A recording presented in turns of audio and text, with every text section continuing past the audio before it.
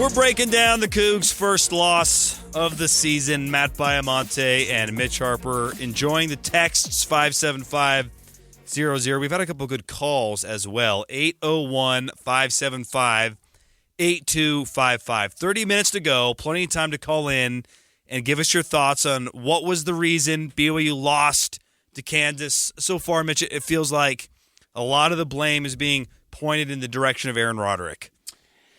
That's right, and I feel like it's understood. You know, Cougar Nation has, I think it comes from a place, too, where they had concerns going into this season. You know, there was a feeling of, is Roderick on the hot seat going into this year? And I'm not suggesting that he's hot seat bound, but I think after this performance, it feels like, past couple of weeks, rather, it's looking more like the offense from last year rather than the one that was thriving and scoring more than 30 points in the first handful of Big 12 games. And it makes you wonder, has BYU been figured out? And they don't have that second gear to really keep these opposing defenses on their heels. And, you know, so Cougar Nation's got their concerns. I think if you just isolated this game, they would move on.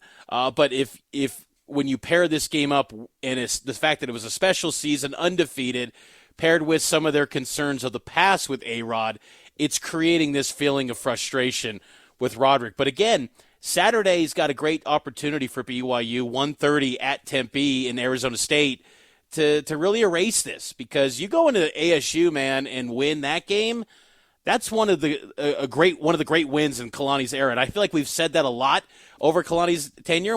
He's had a lot of big stages, big opportunity game wins to really, catapult the program. But this one could be near the top because of what's at stake. There hasn't been many BYU football games in the last 15 years that have mega stakes in November. And so this can be forgotten quickly, Matt, if you can take down the Sun Devils. And that's what's exciting going forward for BYU. Let's get to that ASU game in the next segment. But right now, Mitch, let's do What's Trending. Cougar Nation trending. What's trending up and what's trending down this football season. All right, Mitch, I'll start things off. What's trending down? Let's start there because after a loss, I think more things are trending down than up, and then maybe we can end on a positive note.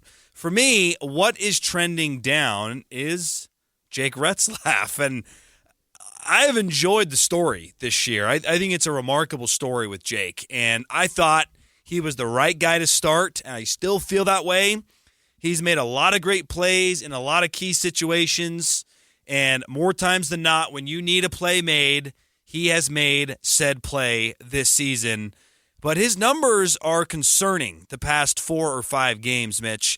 He's only completed more than 60% of his passes twice in the last 7 games. He's sub 60%. He's only completed 20 or more passes twice this season. 19-8 touchdown INT ratio is fine, but for the season, he's only completing 58% of his passes. Not accurate enough. And against Kansas, there were plays to be made.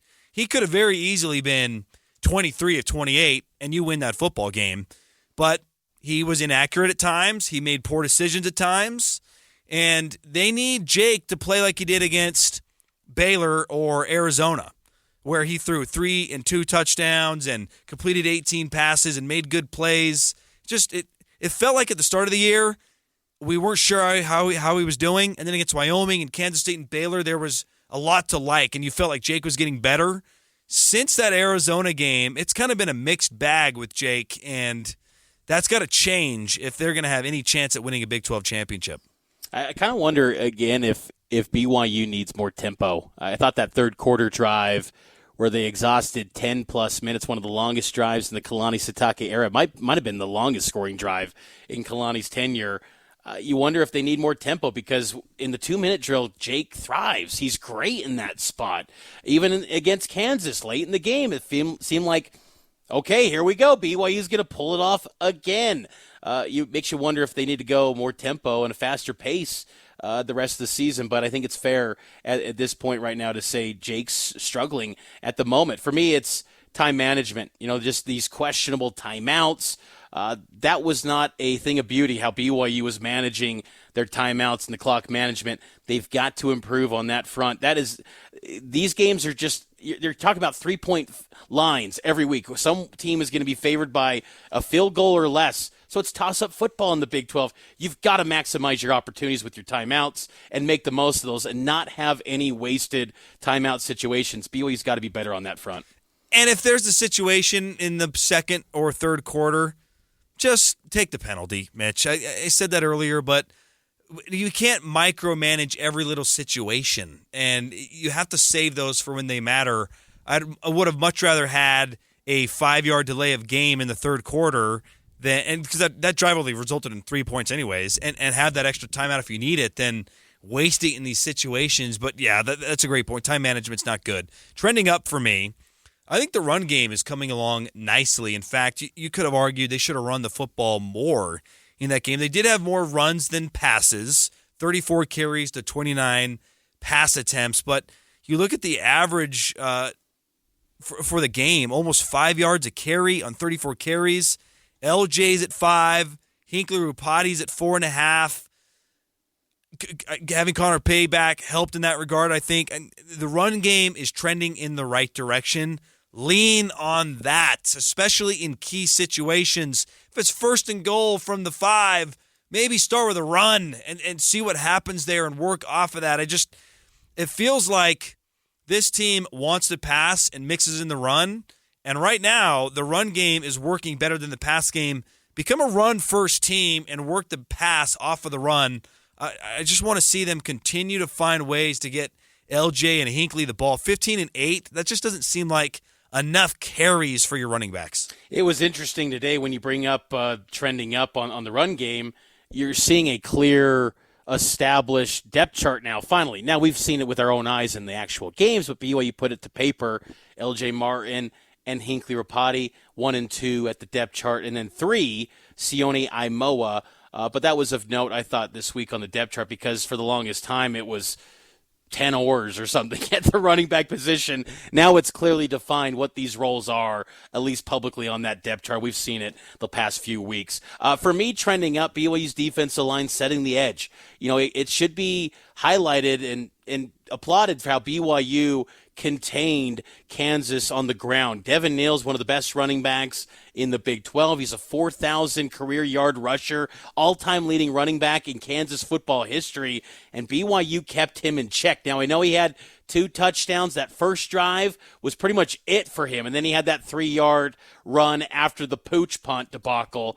But Jalen Daniels never got loose to the edge. BYU contained those guys on the edges, and Kansas has speed. So I was very impressed with BYU's defensive line. I thought statistically, probably the best effort this season from Tyler Batty. He's probably had more impactful games this season, but on the stat line, it was big numbers for Batty against Kansas. I thought he had a really good night against the Jayhawks. So BYU's defensive line trending up, and that's a good sign because I had questions coming in this year about their depth. I think the fact that they've stayed healthy and they're going into this final stretch, they've gotten contributions from that second unit. That's a position of strength, not only this year, but I think in the years to come going forward for BYU along that defensive line. And that's really exciting for BYU as they, continue to move forward with this program. BYU's defense, Mitch, has had great success against some of the best rushing teams in this conference. UCF, the best rushing team, did a nice job against them for the most part, a couple big runs, but I thought they did it admirable. Kansas State averages over 200 yards a game, did great against the Wildcats. Kansas is the third best rushing team. They averaged 200 yards a game. They were well under 100. So I guess if there is a positive to take away looking forward to next week, because Arizona State, Cam Scatteraboo, they want to run the ball. BYU's defense has shown that they're up to the task against some of the best rushing teams in the conference. All right, before we get to a break, let's quickly wish a happy birthday to our dear friend Linda. Linda, why do you think BYU lost this game to Kansas State? I think they just couldn't get it together. I was so disappointed every time they get so close into scoring a touchdown.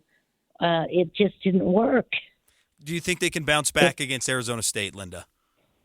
I'm hoping so. I got my fingers crossed. I think a lot of Cougar Nation feels the same way, Linda. Happy birthday, by the way.